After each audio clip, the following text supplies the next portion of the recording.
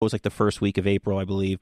The river had broken up, so that whole section was just, it was all the river ice breakup all wedged along the side of the trail. And we're looking at it, we're like, I see a trail marker up there, which means the trail right now goes over this. We're walking on these huge ice breaks, and I'm like, dude, if you fall in that river right now, you're dead. We're dead. It was so sketchy. My God, was it so sketchy. I did, however, even still manage to record one soundbite while I was walking over. I didn't take a picture, though, which really annoys me to this day that I didn't take a picture. But yeah, we do. When you're walking over that, and then like the ice would just come crashing down into the lake or the stream. It was like, dude. yeah, it was. It was without a doubt the most sketchiest moment I've ever been in hiking in my experience, because it was definitely, if these ice break that we're standing on, you're in such bad shape. But anyway, so the NPT, it's cool, it's a fun experience, but it's its own beast, but it's worth doing. So I'm glad you finished it though. So let me ask you this: so you mentioned the Appalachian Trail, and the Appalachian Trail has moments where you're not getting any views for a long time and you enjoy the trail, versus some moments where you have the mountains and whatnot. Whereas the NPT, it's just got like a short week and a half. You're definitely in a different mindset with the Appalachian Trail. Now, the Appalachian Trail, whenever I listen to various outdoors podcasts, so I hear enough about it. I can tell you with full confidence, I have absolutely no interest in it. But I do often hear constantly people talk about the Whites being the kind of the premier part of the Appalachian Trail as far as difficulty wise.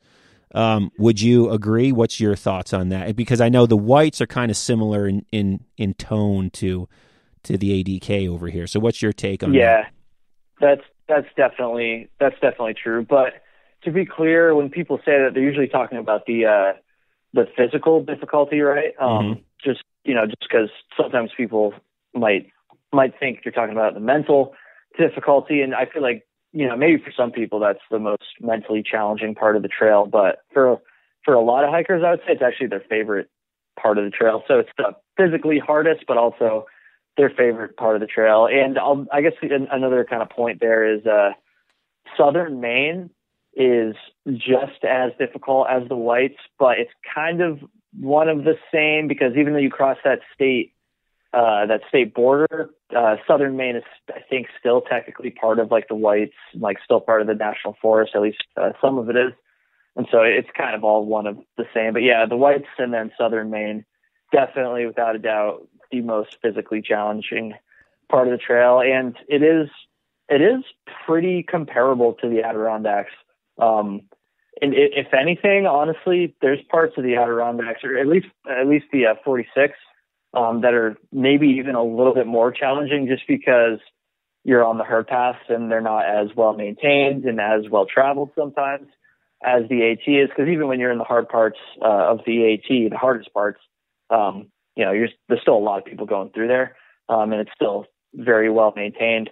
At least from my experience in the Adirondacks, a lot of those herd paths, that's not necessarily the case, which I guess is kind of the point of a herd path, right?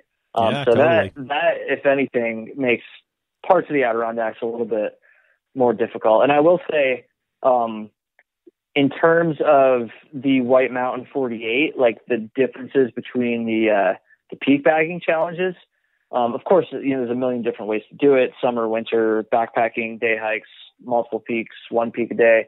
There's a million different ways to do them, but I would say if you're just trying to do them as easily as possible, the Adirondack 46 is more challenging than the White Mountain 48, which is a little bit of a hot take maybe. So I'd be curious to hear if other people who've done both would agree or disagree with that, honestly. Fascinating. Yeah, I talked to a friend of mine who this past year finished the 48, and he banged him out. He had actually said that he fell more in, and he's like the ADK was his first love, let's put it that way. But he also said, he's like, by the end, I kind of liked them both exactly the same, which I was shocked to hear him say. So clearly it grabbed him. But he mentioned that they're the same, but drastically different, but drastically the same. It's pretty much how he described it. That's a great way to describe it, honestly. That's such a great way to describe it. I think the biggest difference for me, and the reason why I would say the 48 are a little bit easier, again, assuming you're just doing them the easiest way possible.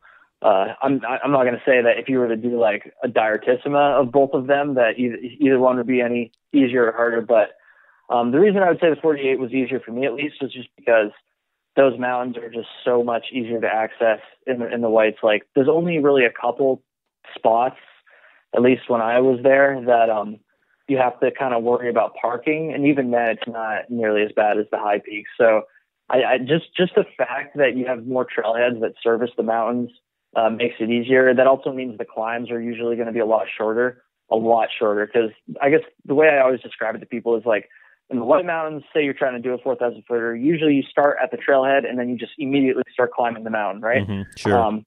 But in the Adirondacks for the 46, it is like that with a couple ones. But for a lot of them, you park and then you hike to the base of the mountain and then you climb the mountain, rather than just basically parking at the base like you usually can in the White Mountains. So the actual like steepness and the roughness of the trails, those are pretty comparable. But just the ease of access, honestly, is the thing that really made the difference for me. Yeah, I could see that being the case, and it's funny. So your YouTube name is Kyle Hates Hiking. So here on this podcast, I always mention how. So my buddy Josh, who I hike with a lot, and his name comes up on this podcast often. I always say nobody hates hiking more than Josh and myself between the time of being on our final summit and getting to our car, like because of exactly what you're talking about, the long approaches to just get back to your car, or to start. But at the beginning of the day, you're fresh and you're excited, it's fun, you're about to go out. But at the end of the day, once you're on your final summit, it's like, okay, the day's over. Now this walk back to the car, this 8-mile walk back to the car, it sucks so bad, and I hate hiking so much in those moments. And we always joke about, why are we out here again? Why are we doing this? I hate hiking in this exact moment. But then you get back to the car and then like your spirits are lifted. But yeah, during that time frame, top of the summit, back to like 10 feet before the trailhead, God, do I hate hiking so much. Yep, it's pretty brutal. But then you also just get to like, and maybe this is why you hate it more, but for me, I always like just try to like pump myself up thinking about whatever food I'm going to eat after the hike. Whatever Stewart's milkshake I'm going to get, yeah, big time. Oh, dude, I could definitely use some Stewart's right now. I wish we had these over here. But it's like, you can either let it get you down, or you can be like, all right, I'm going to crush this, and then I'm going to crush a Stewart's milkshake, and like try to look at it as a positive thing. So I think for me, it's usually like towards the middle end that gets me the most. Because like once I know I'm like just a mile or two from the car, I can usually like turn it around. Not at the end of the NPT because I was so beat, but usually, even after some long days in the high peaks, I could be like, all right, I got this. It's when you have like, I don't know, 8 miles to go and you've already done like 10 or 12 or 13, 14 that you're like, okay, this is. Yeah, I'm over it. I'm over it now. You're done for the day when you're just out in just God's country in the most beautiful area around, and you look up and you're just like, I don't care about anything I'm looking at. And you're like, I wish I was in a McDonald's. I'd rather be in a McDonald's right now. Like, yes. You sounds so bad to say, but it's so true. It's so true. And going with what you said about the 48, how you can pretty much park and just start hiking. Everyone's always like, oh, Cascade, it's so busy. There's too many people there. Giant, it's so busy. There's too many people there. Well, that's the exact reason that those are the busy trailheads, because there's no approach. You just park and go. That's the exact reason why those mountains are so popular here in the ADK, without a doubt. Let me ask you this question. Yeah, I mean, they're just easier. Yeah, absolutely. The access is a piece of cake. So now you've hiked the 46, the 48, and the AT. What's the first thing that you would tell someone that you have hiked? I have a feeling it's the Appalachian Trail, but tell me if I'm wrong. When someone asks for your hiking resume, that's probably like your number one, your first love.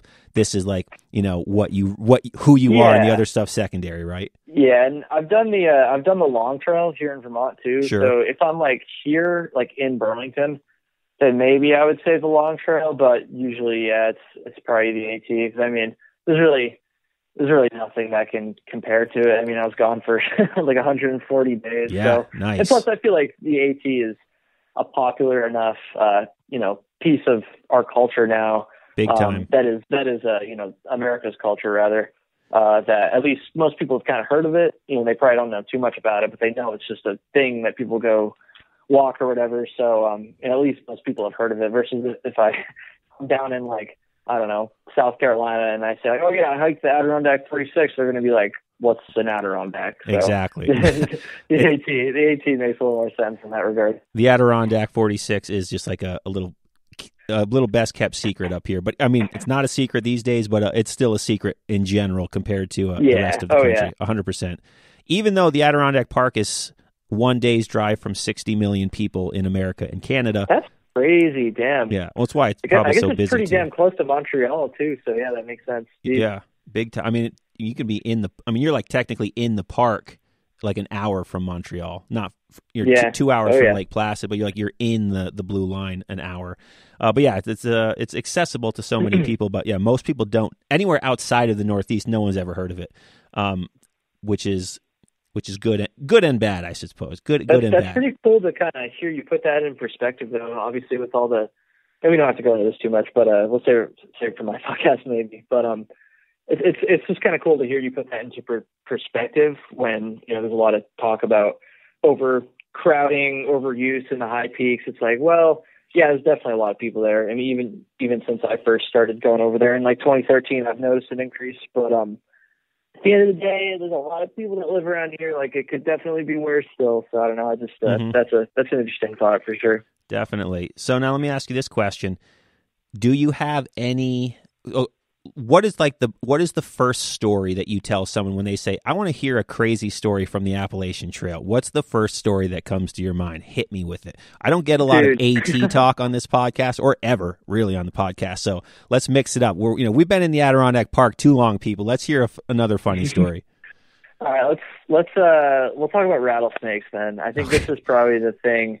And my Trail Tales listeners have heard this before. They know I hate snakes because we don't really have them up here. I know there's a couple spots in the Adirondacks that do, but I've never hiked in any of those spots, and I'd never hiked in rattlesnake territory until the AT. And so going into it, I was like, okay, I was definitely mindful of the snakes. I wasn't afraid of them. I probably wasn't quite as mindful as I should have been because right as I'm telling you, literally 50 yards before I crossed from Georgia into North Carolina, which is the first state crossing on the whole trail. It's about 80 miles in. I knew I was within a half mile or something. I knew I was close, and I was pretty excited because, it's like your first state crossing. And obviously on the AT, you're in 14 different states. So crossing state lines is like a pretty big deal. It's a pretty, it's a good way to tell you're making progress. It just really feels like you're making progress. So I was really excited to cross that first border. And I'm going along. I had some music in. I was rocking out, headphones. And then it happened so fast that I still can't even describe exactly what happened, but I just dude, I almost stepped on a rattlesnake. I looked down. Or actually, no, I heard the rattle first. That's what happened. I heard the rattle first and just instinctively looked down, see the snake jump as far back as I could. I mean, I probably didn't jump back that far, but I just got back as far as I possibly could. And I saw about 4 other rattlesnakes on my through hike, and none of them behaved the way that this first one did. And I think it's because I just got so close to stepping on it. But what happened is usually they either won't rattle at all and they don't care. Or they might rattle for a second and then they'll kind of, go on their way. They're not really too worried about you. But this one was real pissed off at me. It coiled up, which is I guess what they do when they're getting ready to strike or whatever, or it's just a defensive thing. I don't know. I'm not going to say it was right about to strike me, but it was in its defensive position, I'll say. And I never saw another snake do this. Coiled up and it obviously rattled. And I didn't, I was so shaken up because this is the first one I'd ever seen. And I almost freaking stepped on it. And so I knew there was a guy I'd been hiking with that was probably a mile or half mile behind me or something. And the snake was right in the middle of the trail. So I was like, screw it, dude, I'm just going to wait here. I'm just going to wait for this thing to go away, or I'm going to wait for Mike to show up or whatever. And I sat there on the side of the trail for about 30 minutes, and that thing did not stop rattling the entire time. And then after 30 minutes, it finally stopped. It scurried away a little bit. So I was like, all right, I